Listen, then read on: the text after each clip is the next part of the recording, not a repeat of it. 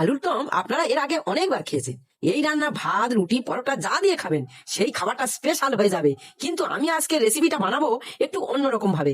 আপনারা চাইলে এই পদ্ধতিতে বানিয়ে সবাইকে তাজ্জব করে দিতে পারেন। সর্বপ্রথম উনুনে কড়া বসিয়ে কড়াইতে খানিকটা জল, অল্প হলুদ গুঁড়ো ও কেটে রাখা আলু ও মটরশুঁটি গুলো সেদ্ধ করে নিন। তারপর কড়াইতে তেল দিয়ে তেলের উপর শুকনো লঙ্কা ও পাঁচফোড়ন, কেটে রাখা কাঁচা লঙ্কা ও কুচে রাখা টমেটো, পরিমাণ মতো হলুদ গুঁড়ো ও লবণ দিয়ে একটু কষে নিন। তারপর দিয়ে দিন পেস্ট করা জিরে, ধনে, আদা এবং গোলমরিচ, পেস্ট করা চীনা বাদাম, সাদা তিল ও সামান্য চিনি, সিদ্ধ করা আলু এবং মটরশুঁটি।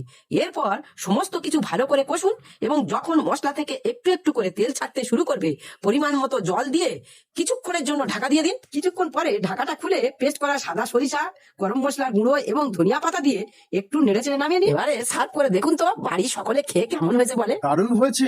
Like, comment, share.